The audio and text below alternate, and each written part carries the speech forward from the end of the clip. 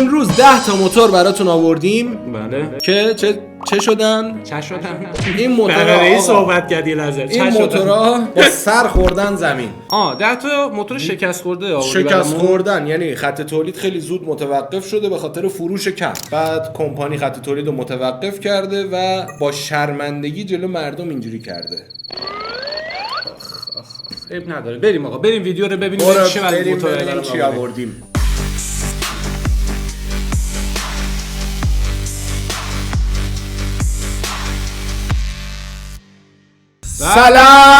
سلام نوکرتم صبحت بخیر. صبح نیست البته، الان دم غروبه. ببین من اینجوری باش آقا بچه‌ها خیلی خوش اومدید به چنل خودتون. همکلازیشون حامد خوش اومدید. انرژی خیلی بالاست. من میگم نمیدونم آقا چی؟ ها هیچی نمیدونم چی.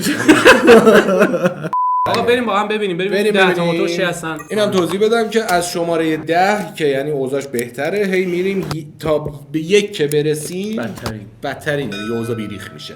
بریم آقا، بریم تو دل کار. بریم. این موتور هستش. این شکست خورده. این موتور بله شکست خورده. خب چرا؟ حالا اینو من خدمت شما توضیح میدم. بفهمید. این موتور یه موتوریه که از کمپانی یاماها 1000 سی سی تقریبا حجمشه، معروف به 1030 سی سی دقیقاً حجم انجینشه. بعد این موتور از سال 1993 میلادی تا سال 1999 میلادی یعنی حدود 6 سال خط تولید داشته. 30 سال قبل میشه 33 سال قبل حدودی. میشه تقریبا. خب 6 سالم 32 سال قبل تولید شده، یعنی معرفی شده و 6 سال خط تولید داشته، بعد دیگه متوقف شده. اوکی علتشو باید بهمون بگی الان. این موتور یه نوآوری داشته خب به نسبت زمان خودش. یه تکنولوژی داشته بهش میگفتن که هاب سنتر استیرینگ. اینو من به شما میخوام توضیح بدم. بفهمید. این سیستم اینجوریه که شما چرخ جلوت به دو شاخ وصل نیست. به دو شاخی که کمک فنرتو نگه میداره متصل نیست. خب چجوریه؟ تو عکس هم که الان اگه دقت کنی عکس اینوره ها. آره ببین. آره به دو شاخ وصل نیست. گرفت. تقریبا انگار به تنه وصله چرخ جلو. چیزی که فهمیدم مثل انگار لاستیک عقبو می‌بینی به کمک فنر وصلن. آره، خب این هم به کمک فنر وصله ولی کمک فنر یه شاسی موجود آره دو شاخ اصلا ربطی به چیز نداره. نه آره ربطی به چرخ نداره. باحاله. آره حالا باحال بودنش فرمانپذیری دقیقش نمیدونم چجوری اتفاق میفته حقیقتا. ترسناک میشه. خب آره به خاطر همین سیستم باعث شد که چی بشه مشتریا خیلی مثلا علاقه‌ای نداشتن به این، چون یه چیز جدید بوده نتونستن ارتباط بگیرن. آره نتونستن باشه ارتباط بگیرن. ولی خدای خوشگل بود. دلیل دیگه‌ش این بوده که این موتور نسبت به رقیباش خیلی گرونتر بوده. یعنی هزینه تولید به خاطر همین ماجرا بالا رفته و رقیبا تو همون سیستم سنتی که معمولی تلسکوپی معکوس همون موقع خیلی کم پیدا اصلا نبود اون موقع، همش معمولی بود. همون سیستمو داشتن میفروختن با قیمت پایینتر و مردم هم دوست داشتن. این به خاطر این سیستم خیلی گرون شده و توجیه اقتصادی نداشته انگار برای مردم که برن سراغش. به نظر من الان اگر این خط تولید بود برای خاص‌پسندا می‌خریدنش. خب قشنگ می‌خریدنش. آره ولی خب همین خاص‌پسندا باعث چیز میشن دیگه، یعنی یه تعداد خاص‌پسندن میگن اوکی هر چی که فرق کنه رو ما می‌خوایم.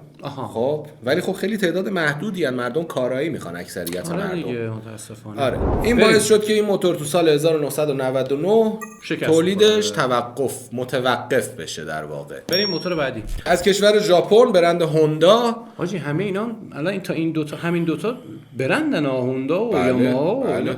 کی گفته برنده شکست نمیخورن؟ همین دیگه میخوام بگم برنده هم شکست میخورن اینجوری. آره هوندا مدل DN01. بریم ببینیم چیه موتورش. این موتور از سال 2008 تولید شده تا 2010 یعنی کلا یه خط تولید 2 ساله داشته. جدیدم بوده که 15 سال.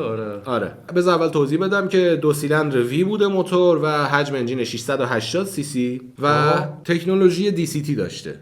DCT همون اتومات گیربکس اتوماتو داریم متغیر اتومات فلان اینا. خب دوال کلاچ نه ببخشید اتومات نیست، دوال کلاچ ترانسمیشن DCT میشه مخفف. خب این چیه؟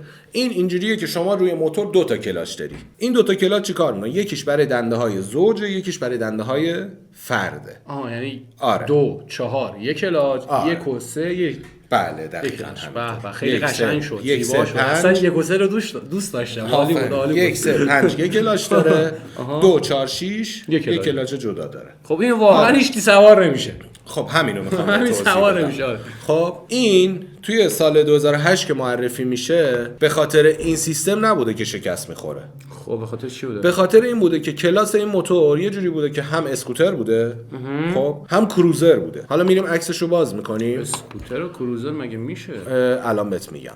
خب باحال به نظر میاد ولی اینجوری بوده که خریدارا فکر میگن آقا دیگه بلا تکلیفن، الان نمیدونیم الان داریم اسکوتر سوار میشیم یا کروزر داریم سوار میشیم. شکل و شمایلش مشخصه. آره این علت شکستش بوده وگرنه اون تکنولوژی DCT میاد بعدن. یه لحظه برو رو عکس من یه چی بهت بگم. ببین اون که قطعا من چیزی که تو این عکس فهمیدم نگاه کن. چیزی که تو این عکس فهمیدم اینه که اولا اینکه این وی شیک بودن سیلندا خب درسته. تمام کروزرها همه دیدن دیگه، هارلی دیویدسون های 1000 سی سی 1800 حتی باساس که حالا اون شورلت بود به کنار، یه موتورهای دو سیلند خب تا 1800 سی سی. درست. این اکثرا کروزرن. بله. اسکوتر من ندیدم سیلند وی داشته باشه، واقعا ندیدم. این که الان اسم اینو بذارن اسکوتر، نه این اسکوتر نیست. آره. نه اسکوتر بودنش میدونی به خاطر چیه؟ به خاطر مثلا راحتی فرم فرمانپذیری، فرم نشستن روی موتور، صندلیش نگاه. به خاطر ایناست که بهش گفتن فرم اسکوتر داره. و اینکه خب کلاس موتور کلاس هیبریدیه. هیبریده؟ آره. به خاطر همینه که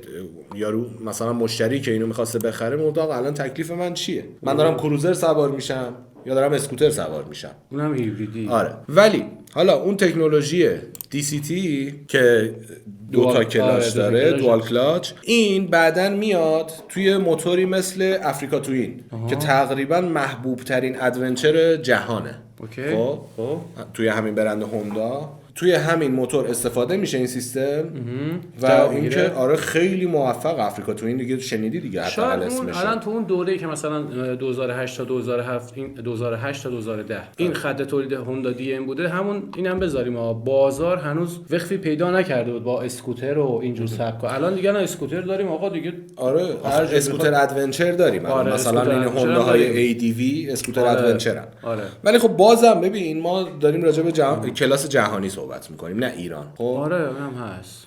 توی کلاس جهانی هیچ کس نمیاد اسکوتر ادونچر سوار بشه. آره دیگه.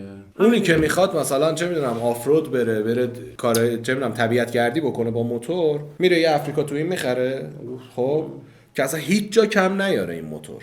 نه اینکه یه اسکوتر داشته باشی نه بتونی معکوس بدی، چه میدونم مهمه خودش هر چی رو رفت خودش آره. تو یه جا گیر کنی، تو یه شیبی گیر کنی معکوس نداشته باشی دوباره همونو اینجوری برگردی پایین. حل آقا این دوتا آره. اوکیه. بریم برای بعدی. این یه مورد دیگه هم داشته که دوباره خیلی قیمتش نسبت به رقبا تو سال خودش بالا بوده. بالا بوده. همینم باعث شده که بچه‌ها اینه قیمت. آره. بریم. موتور شماره 8 یه موتوریه از کمپانی بیول کی از اون خب همون میخوام به توضیح بدم همه اینا رو. به اسم بلاست. خب امیدوارم درست گفته باشم اسمشو. کمپانی بیول یه کمپانی زیر مجموعه هارلی دیویدسون آمریکا. زیر مجموعه هارلی دیویدسون. یعنی بوده. بعد از سال 2000 تا 2009 تولید شده. خب 9 سال تولید شده.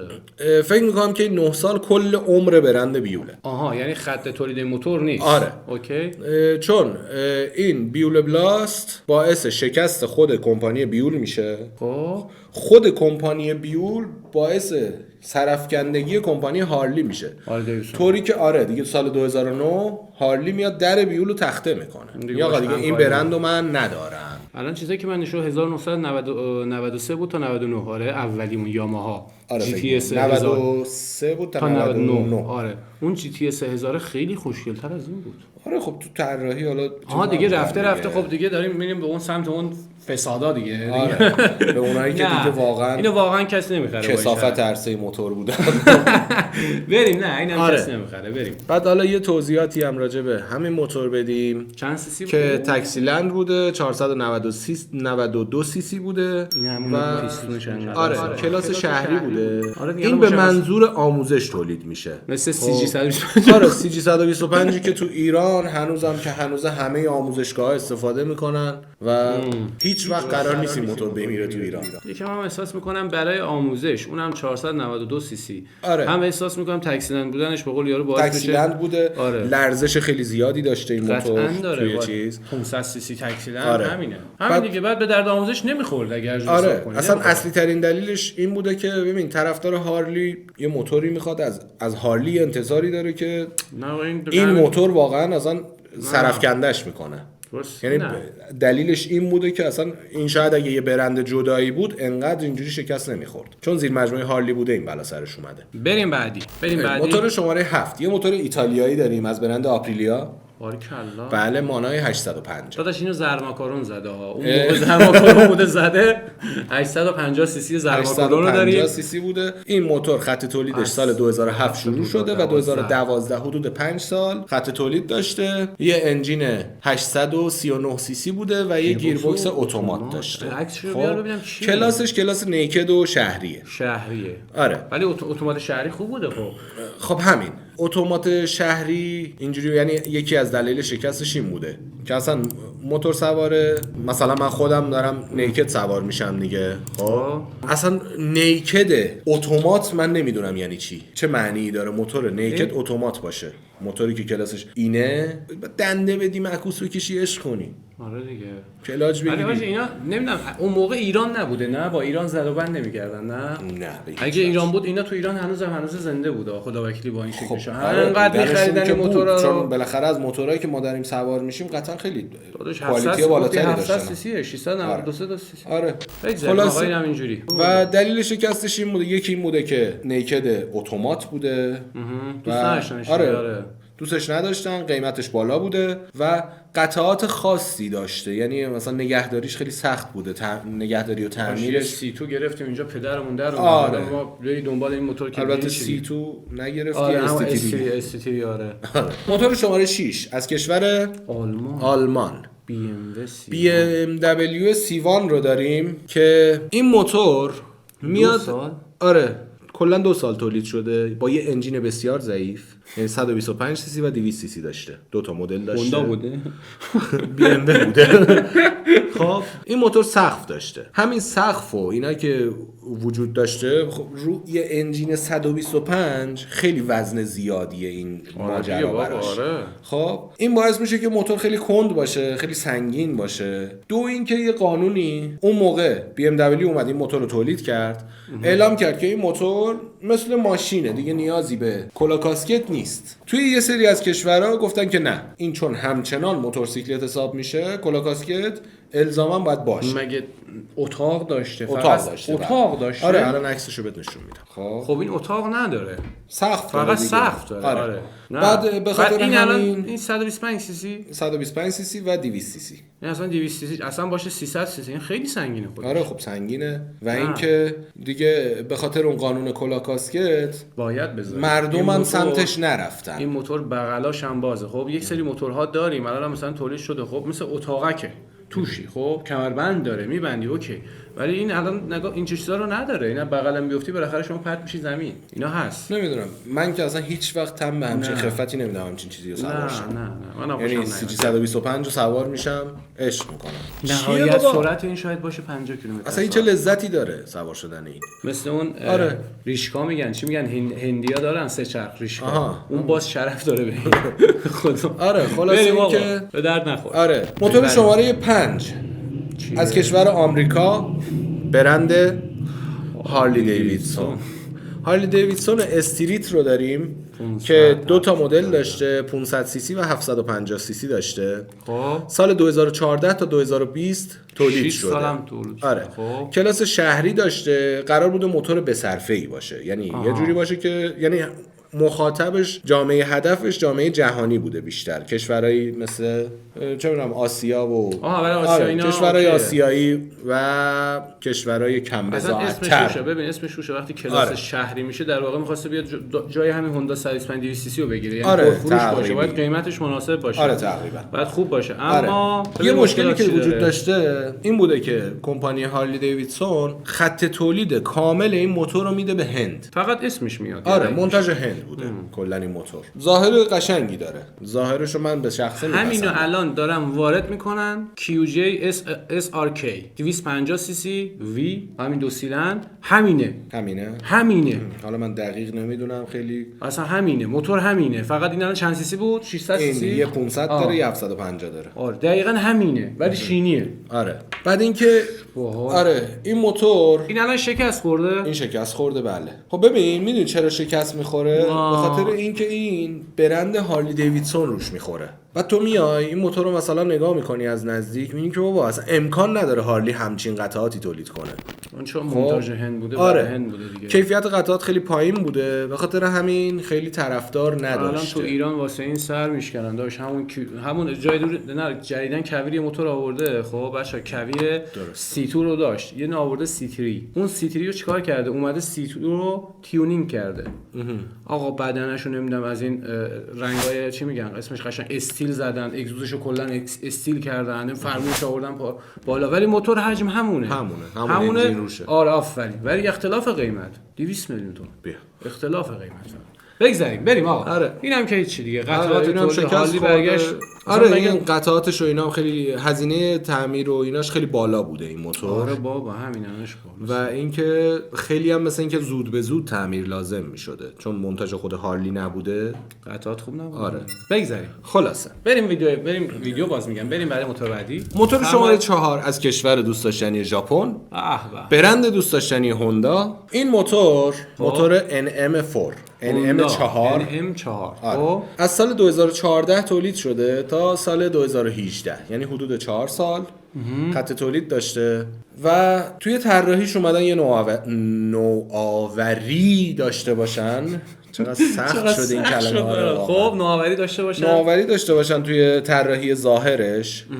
اومدن یه چجوری تو بگم یه ریخت فضایی انگار اومدن بهش بدن، یه چیزی تو مایه‌های بتموبیل مثلا در میاد. آها گرفتم. اوکی. آره. علمی تخیلی باشه. آره. چند سی سی و چه جوریا بوده؟ این موتور 670 سی سی بوده. باریکلا. بله. این موتور آره. خوشگل هست. یک نفره است؟ نه اون پشتی عقب باز میشه و نفر دوم هم میتونه بشینه. شاید دقت بکنی اینجا جاپایی هم داره. آره. جاپایی عقب هم داره. فکر کنم اون زین پشت الان اینجوری اومده، اینجوری بخوابه روش میشه. ممکنه آره فکر کنم همچین چیزی باشه. یه همچین چیزی. آره احتمالاً چون پشتش خالیه، قشنگ مشخصه جای اونه. آره درسته. باحاله. آره اینو داشتیم ولی خب به خاطر ظاهر خاصش خیلی مخاطب خاصی داشته، خیلی سمتش نرفتن، یعنی بازار فکر کنم اینجوری شده. قیمتشون هم آره به خاطر قیمتش هم بوده، قیمت خیلی بالایی داشته. و اینکه من تو تحقیقاتی که بنده به انجام رسوندم بله به این نتیجه اینو فهمیدم که این به خاطر چیزش، یعنی به نسبت قیمتش به نسبت ظاهرش که آدم میگه او عجب چیز خفنی، کارایی خیلی کمی داشته. آره به خاطر همین یعنی یه چیز انگار نمایشی بوده، فقط ظاهر داشته. آره تا اینکه بخواد مثلا تو عمل کرد یه چیز خوبی ارائه بده. بعد تو سال گفتی 2014 تا 2018. آره 4 سال خط تولید داشته و اینکه دیگه ببین خیلی فروش نداشته، پروژه کلا تعطیل شده، خط تولید متوقف شد. میشه دیگه وقتی فروش نباشه دیگه پروژه اصلا در کار نیست، خط تولید در کار نیست. ولی این موتور با این شکل ظاهری که داشته، حالا به نظر من الان ما میگیم از نظر اونا کارکرد چیزی نداشته، مثلا کاربرد خوبی نداشته، ولی قطعا این یه سری کاربردها دارد که الان هنوز ایرانی آرزوشو دارن سوارش بشن. ممکنه مطمئن باشین. ممکنه. آره این نیازمند اینه که بیشتر تحقیق کنم راجعش که ببینم دقیقاً ببین امکان نداره این موتور ساخته بشه تو سال 2014 تا 2018 و همون کنترل تراکشن یا ESP یا لغزندگی یا فلان یا مودهای رانندگی نشه باشه که قطعا داره. اینو قطعا داره. اینو داره. حالا بریم. حالا موتورهای خیلی قدیمی‌تر هم مودهای رانندگی داشتن. آره ایرانی دارن. ایرانی که اصلا چینی‌ها که الان میارن دارن. نه با مشتی معلوم چینی مثلا CF داره موتور میده به ایران. بلش کن بابا موتور نیست. جی پی اسش رو نمیتونیم استفاده کنیم. نه نمیتونیم. بریم آقا. بریتن V1000 بوده. V1000 خب از کشور نیوزیلند یه موتور ساخته. آره حالا اینو میخوام به توضیح بدم. این خیلی برنده چیزی نبوده، یعنی یک نفر بوده این موتور رو دستی تولید میکرده. خب به اسم جان بریتن، آقای جان بریتن. اسم موتورش هم شده بریتن. آره اسم برندش هم بریتن بوده. وی. این موتور رو اومده ساخته و واقعا شاهکار بوده این موتور. خب به چه لحاظ؟ اومده کلا قبل از اینکه برندا به این نتیجه برسن اومده فیبر کربن استفاده کرده، وزن موتور رو خیلی آورده پایین، سیستم تعلیق به خصوص خودش رو داشته. باریکالله. آره وزن موتور کم بوده پس؟ به خاطر اینکه این آقای جان بریتن خیلی زود فوت میکنه. قبل از فوتش هم اینجوری بوده که کمپانیا یا مثلا سرمایه گذار برای برندش پیدا نمیکنه که کسی بیاد حامی مالی بشه، این بیاد اینو مثلا به تولید انبوه برسونه. این از نبود سرمایه نه. آره نبود سرمایه و خودش هم میگه بنده خدا که تو میگی شاید یکی دو تا ازش ساخته باشه.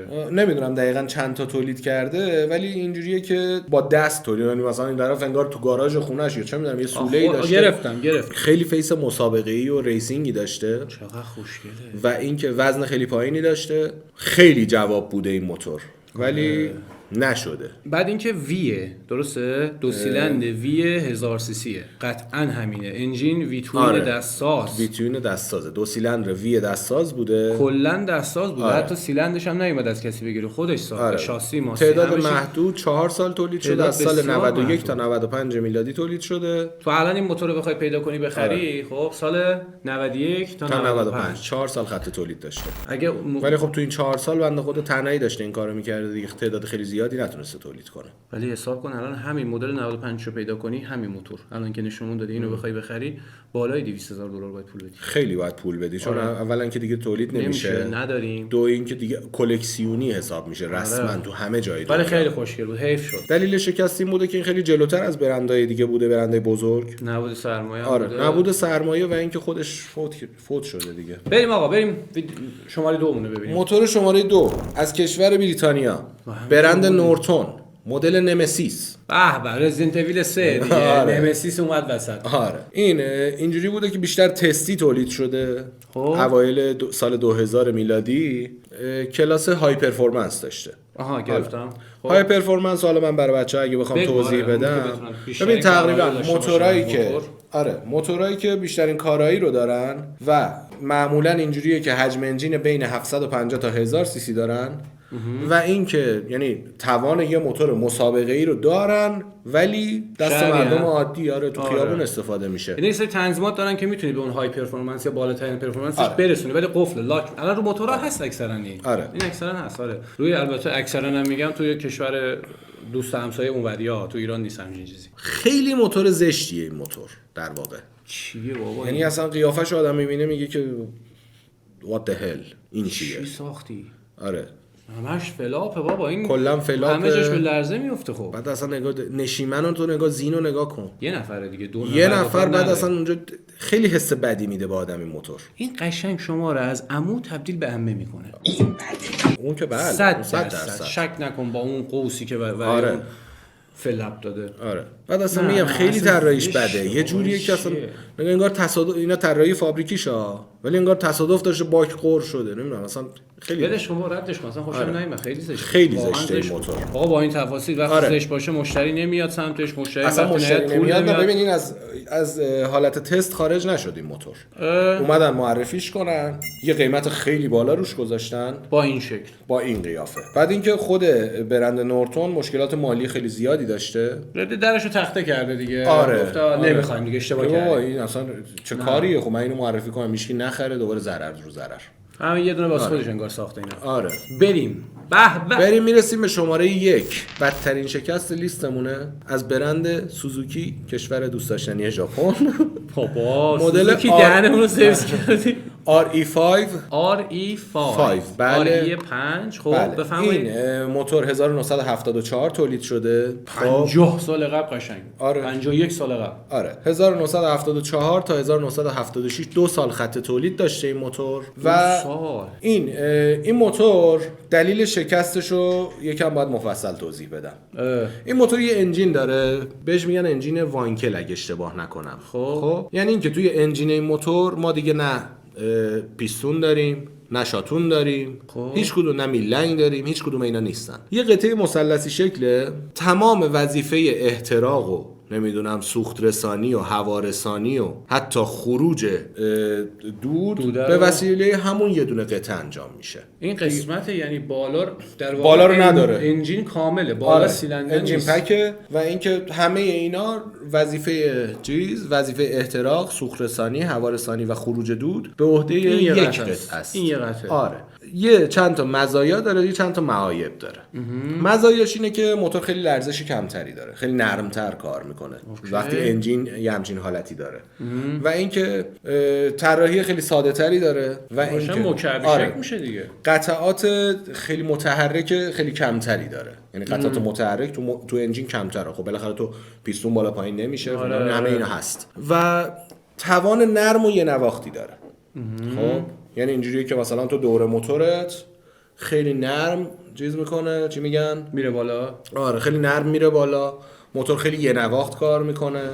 این چه جزء مزایاش بوده؟ آره اینا مزایاش. حالا معایب چیه؟ معایب اینه که این خیلی انجین دمای زیادی تولید میکنه، خیلی داغ میشه. گرفتم. آره. دو اینکه مصرف سوخت خیلی بالایی داره. مصرف سوخت بالاست. بله مصرف سوخت خیلی بالاست. اصلی ترین دلیل شکست این موتور همین مصرف سوختش بوده. خب حالا شاید بگید که مثلا یه موتور مگه چقدر میتونه مصرف سوختش بالا باشه؟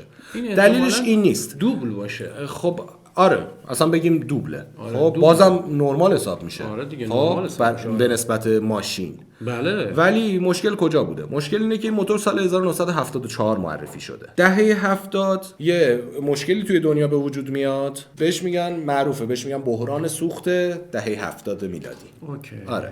حالا دلایل این بحران سوخت چی بوده؟ توی درگیری که بین کشورهای عربی و اسرائیل شکل میگیره، اون موقع اسرائیل همه جا هست. آره توی دهه 70 اینا سال 1973 یه درگیری داشتن.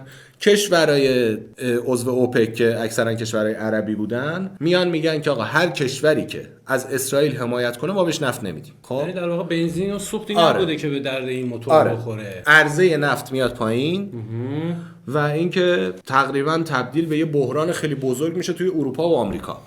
اتفاقی که میفته اینه که بنزین پیدا نمیشده حتی سوار این در واقع این موتور فکر کنم موتور خوبی بوده، اما چون تو یک بحرانی اومدن اینو رونمایی کردن و خط رسوندن، اشتباه بوده در اون تاریخ. تایمش اشتباه بوده، وگرنه خود موتور با این تو مزایایی که گفتی خوب بوده. میشد با گرماش حالا سیستم خنک مثلا آب رادیاتور فلان اوکیش کرد، بعد حالا دوده موده و فلان اوکی بوده، ولی اینکه تو بنزینشو نتونی برسونی دیگه علنا به دردم نمیخوره. آخه رسما بنزین وجود نداشت، علنا به درد نمیخورده دیگه. بعد این موضوع تازه داشته درست میشده، یعنی 1973 این اتفاق میفته، به مرور داشته حل میشده، حل و فصل میشده، میرسیم به سال 1979، 6 سال بعد که میشه 1357 شمسی. تو ایران چه اتفاقی میفته؟ تو ایران انقلاب میشه و اون موقع ایران رئیس اوپک بوده. یعنی زمان پهلوی زیر دست ما بوده دیگه. پهلوی دوم ایران رئیس اوپک بوده. انقلاب اتفاق میفته، تولید نفت ایران به شدت کاهش پیدا میکنه. یعنی تازه داشتن میزون میکردن که آقا کشورهای عربی رو راضی کرده بودن که آقا نفت بدید و فلان و اینا، بعد خیلی نفت گرون شده بوده اون دوره. داشته تازه همه چی درست میشده، رئیس اوپک تو تولید نفت کم میاره به خاطر انقلابی که اتفاق افتاده. دوباره بحران جدید شروع میشه. ببین بحران ما بحران یکی دیگه هم شده. ما خودمون افتادیم تو بحران، اونجا یکی دیگه نابود شد. آقا چه اشتباهی کردیم ما. خلاصه که اینجوری. خیلی فیس کلاسیکی داره این موتور. این خودش اون موقع رادیات خنک بوده. بله.